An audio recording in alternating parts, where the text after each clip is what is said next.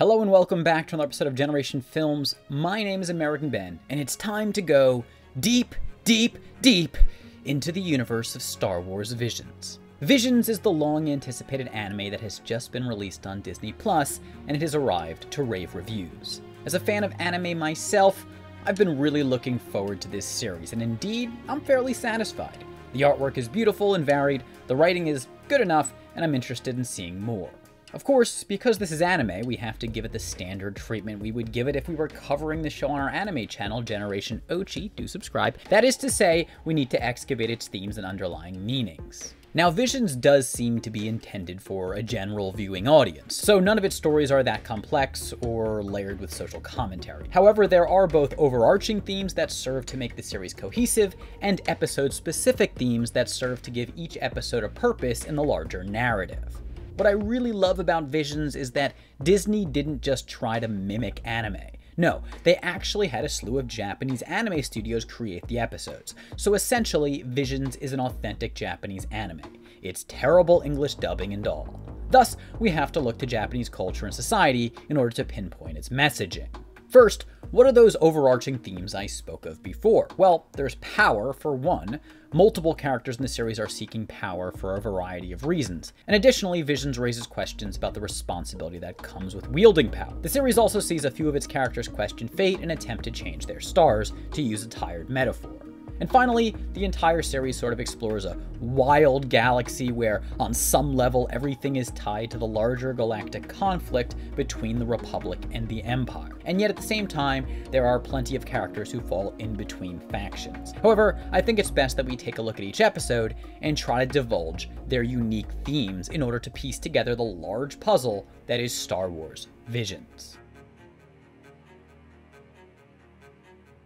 Episode 1 is entitled The Duel, and above all else, it has the coolest artwork in the series, mimicking in anime form a Kurosawan samurai classic.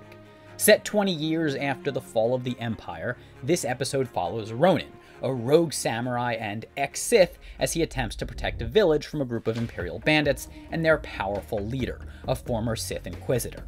The Duel is fairly straightforward in terms of its themes. It highlights just how vulnerable planets and villages like the one we see in this episode are to Imperial remnants looking to reclaim their old glory, especially given the failure of the Republic to police the galaxy.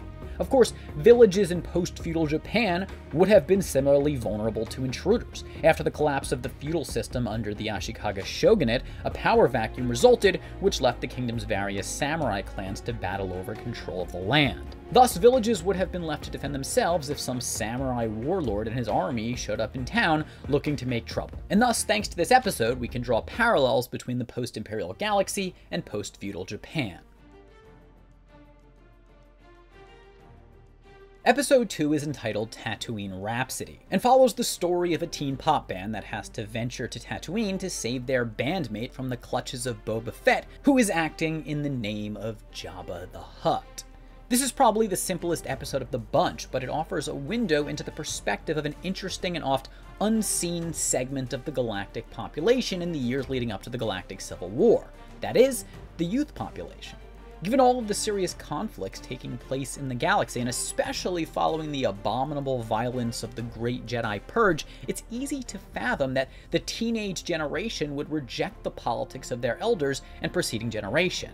The members of the band in Tatooine Rhapsody are akin to punk rockers, a group that in our galaxy is often known to be part of the counterculture. Clearly, the band members are connected to political conflicts in various ways. To some extent, no one, not even kids, can escape all of the war and warlords present in the galaxy.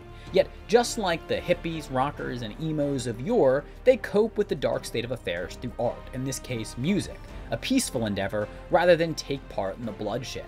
Tatooine Rhapsody is not only about rejecting war, but transcending conflict with music. The band members do have to get involved in serious business to save their friend, but ultimately, even Jabba the Hutt comes around thanks to the power of youth and music. Episode 3 is entitled The Twins and takes place just prior to The Force Awakens. Its story focuses on twins Carrie and Am, highly intelligent clones commissioned by Palpatine for the purpose of creating a new superweapon as powerful as the Death Star. When Kari, who has unbeknownst to his sister and everyone else on their Star Destroyer, turns to the light side and steals the Kyber crystal powering the weapon, his sister tracks him down and the two engage in an epic fight in Zero G. In this episode, we experience a theme that has recurred throughout Star Wars lore, that of the tragic circumstances that are thrust on beings in the galaxy. Am and Kari never had a choice. They're designed as tools for the Empire to use, despite what their personal thoughts, feelings, hopes, and dreams may be. They don't get to carve out their own moral paths in life, but the tragedy we alluded to before lies in the fact that oftentimes galactic denizens under Imperial control do want more than they've been allotted in life, and aren't necessarily fulfilled doing the Empire's dirty work. There's something fundamentally human about this. Even dark side creations can develop their own senses of right and wrong, and their own dreams, even if their Sith creators never intended for them to be so individualistic. However, I think there's an even more interesting theme inherent to this episode, though it's possibly an unintended theme. I speak of loyalty.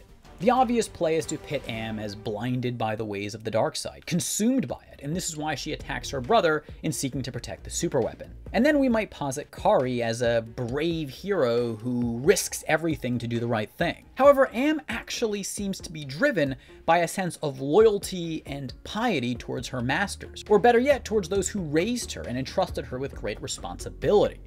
We were made to bring back order with this power that transcends even death itself. Must I remind you of the purpose of your birth? Kari, on the other hand, claims his actions are not motivated by some desire to protect the New Republic, but to prevent his sister from dying. An event, thanks to a psychic vision he's experienced, he pretends will happen if he does not remove the Kyber crystal from Am's reach. So Am is bound not only by the dark side of the Force, but by duty, something that can be viewed as a principled stance. And Kari is bound by his love for his sister over his duty. There is a philosophical conflict here that arises over the ordering of duty and family or love on the spectrum of morality. And we can infer from that questions about utility when it comes to what is best for the overall Empire or even galaxy. Episode 4 is entitled The Village Bride and takes place some years after the Great Jedi Purge. The story takes place on a remote planet in a village where the native population is peaceful and lives a mostly primitive life, seeking a spiritual oneness with nature. However, conflict has reached this planet as well. Separatists have stripped the world of its resources and, worse yet, left some of their battle droids behind when they took off. A group of bandit raiders reprograms these droids and use them to terrorize the village. Fortunately, a Jedi warrior shows up and helps the villagers fight back against the bandits. This episode shows the reach of conflict.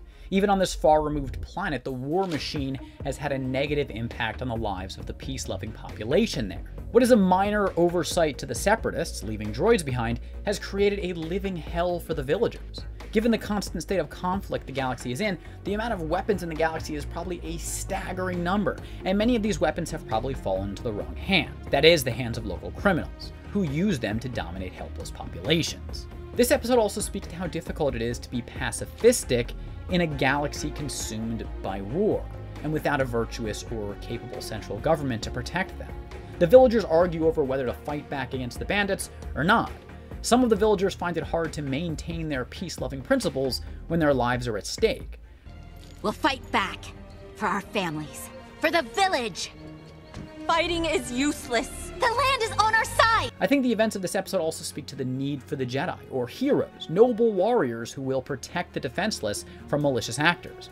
The existence of the Jedi, as in a benevolent armed force, allows for peaceful villagers to stay out of conflict and even flourish.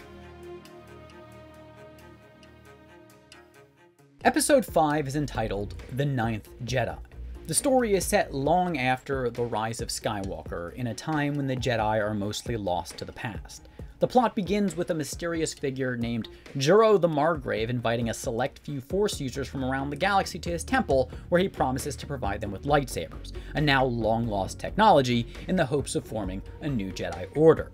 When nefarious forces show up on the planet looking to get their hands on the lightsabers, Juro, his sabersmith Jima, Jima's daughter Kara, and an aspiring Jedi named Ethan must team up to guard the famous swords from falling into dark side possession. Given how far into the galaxy far, far away's future this story takes place, I think what it speaks to is the eternal nature of the galaxy's conflict. No matter how many Sith Lords are destroyed, no matter which Republican senator or Imperial Emperor rises or falls, no matter how long periods of peace last, the conflict between dark and light, and thereby between Jedi and Sith, is everlasting, because the purpose of the conflict is larger than just overcoming evil. Perhaps it's even the very spark that keeps the galaxy moving forward.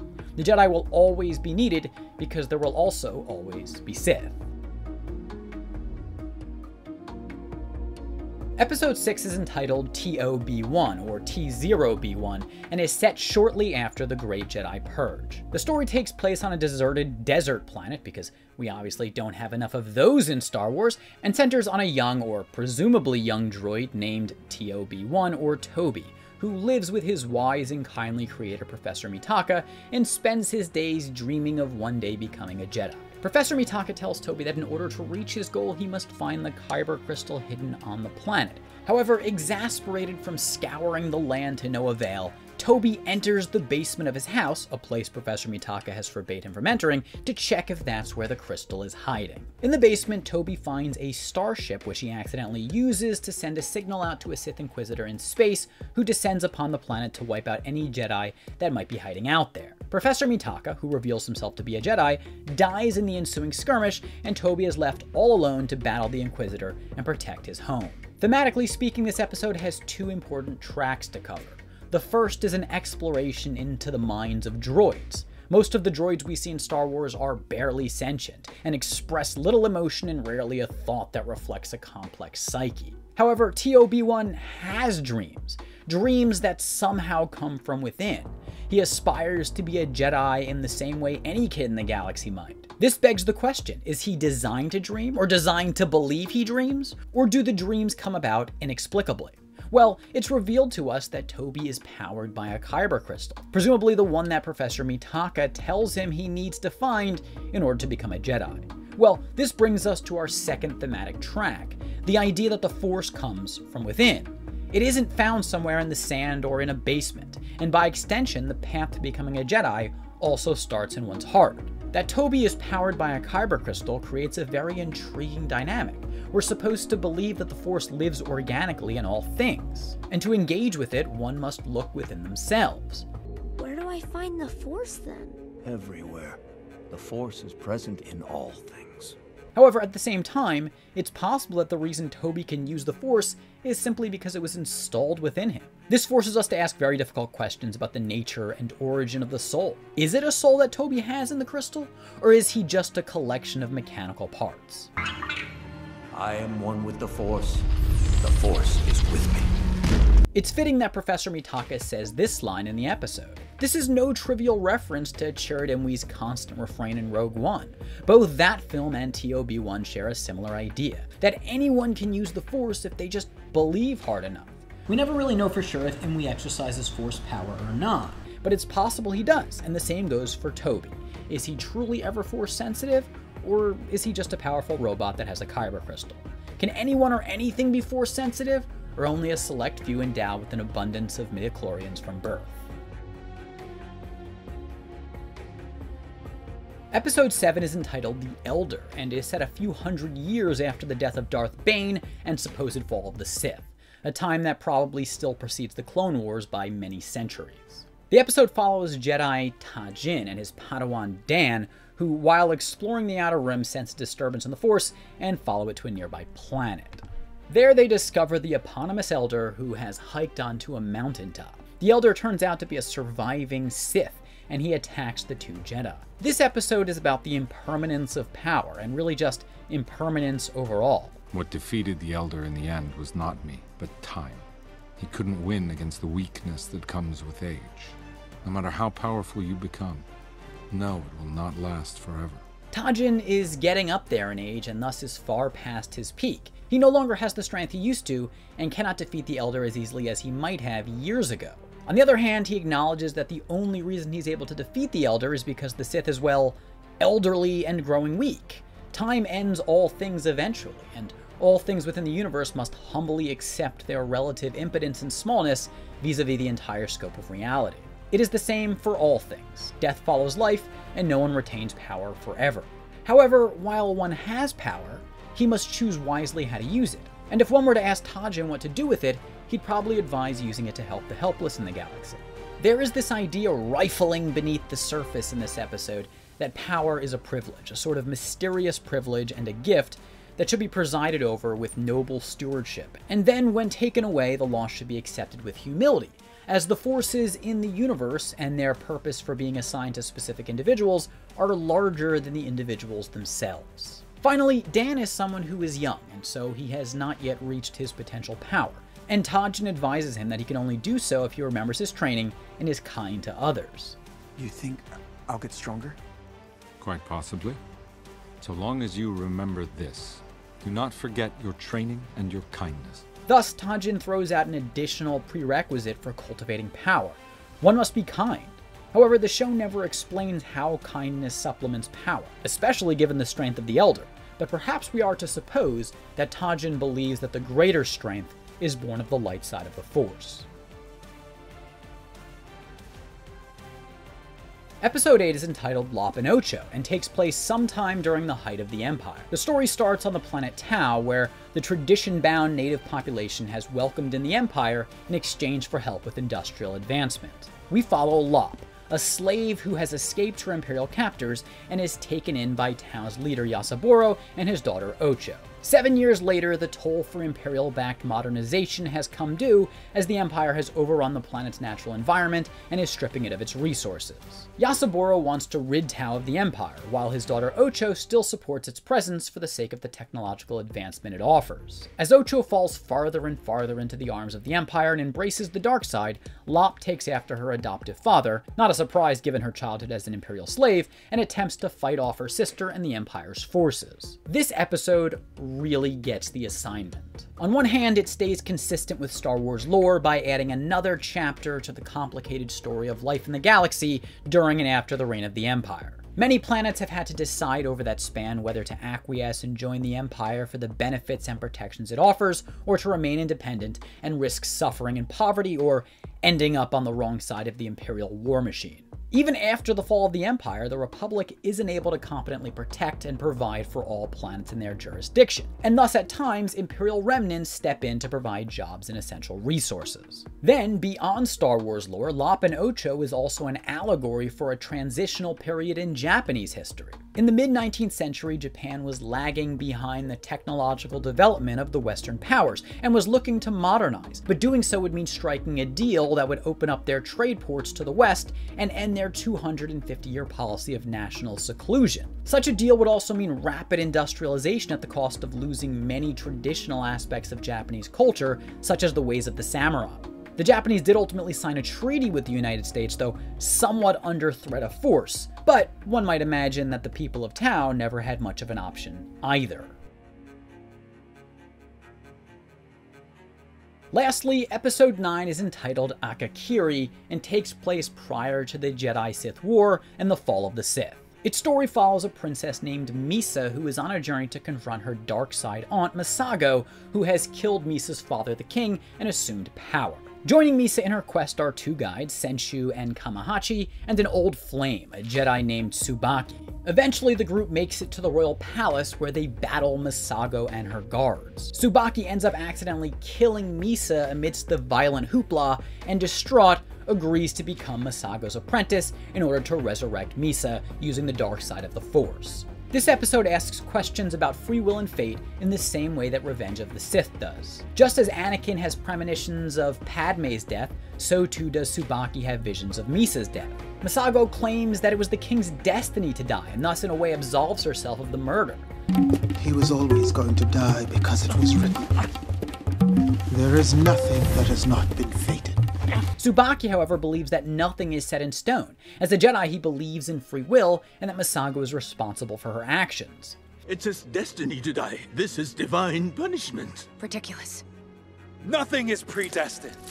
Go on, I'll find you later. Of course, to Tsubaki's disappointment, his vision becomes a reality as Misa dies by his hand, and so we're left to wonder if indeed this fate was immutable after all. Padme dies as well, also at the hands of her lover, Anakin, who tries in vain to save her. And once again, we're left to debate the extent of free will that was involved here, as in both instances, it's the direct actions of the very men who are trying to prevent their premonitions from becoming reality, which caused their loved ones to die. Anakin could have not choked Padme, Tsubaki could have not cut Misa with his sword, or perhaps both actions were unavoidable. That said, in Tsubaki's case, the dark side promise comes to fruition. He joins Misago and Misa is brought back to life. However, this is not necessarily evidence of a change in fate, but rather exposes us to an important idea, that while destiny may impose some inevitability on reality, there is life after fate. Tsubaki has visions of Misa's death, but what he cannot foresee is what comes after, her resurrection. And thus, in this way, no fate is sealed, because time is infinite, and there always exists the possibility for anything to happen somewhere down the line of endless time. Thus, there's always reason for hope, just as we have good reason to leave this episode with hope that Tsubaki will escape Misago's clutches and one day find his way back to the arms of Misa. Anyways, that's my breakdown of the many philosophies contained in Star Wars Visions. It was a really fun series to watch. I hope you enjoyed it too. Do let me know what you think about it down in the comments below, as well as what you think about everything I just said. If you liked the video, please do give it a big thumbs up, share it all over the place, and remember to subscribe to our channel. A lot more stuff like this on the way, and hit that damn notification bell so you don't miss a damn thing. For now, my name is American Ben, and I'll catch you next time. Generation Films, peace.